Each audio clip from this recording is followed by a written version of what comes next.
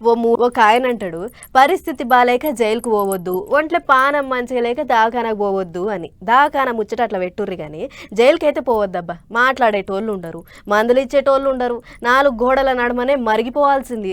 ఒక్కసారి జైల్లో పడ్డారంటే మళ్ళా కోర్టుకించి ఆర్డర్ ఇచ్చేటి దాకా ఈడవరు జైలు సార్లు.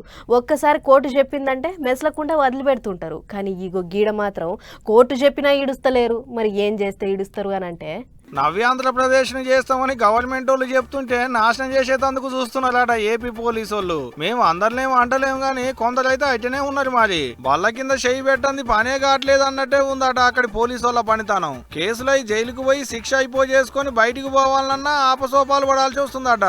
లంచం ఇవ్వకుంటే బయటకు వచ్చేదే లేదట. శ్రీ సత్యసాయి జిల్లా పెనుగొండలున్న సబ్ జైల్లో కొలువులు చేసేటి పోలీసు వాళ్ళే అందుకు నిదర్శనం. కోర్టు బెయిల్ ఇచ్చినా జైలర్లు బయటికి పంపించారు అక్కడ.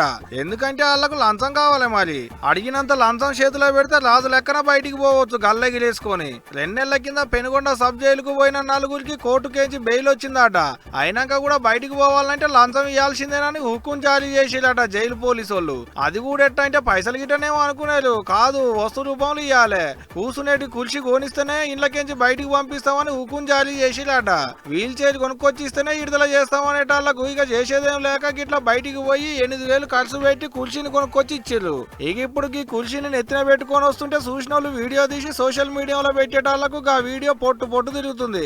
అందుకనే అంటారు కదా, దేవుడు వరం ఇచ్చిన పూజారి కరుణించడానికి. ఇదే కావచ్చు పో.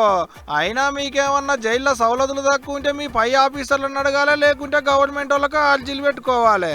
అంతేగాని గిట్ట జైల్లో పడ్డ ఖైదీలను పీడిస్తే ఎట్లా సార్లు అనుకుంటా ఈ కామెంట్లు పెడుతున్నారు నెట్ అన్నలు. అంతే కదా మరి.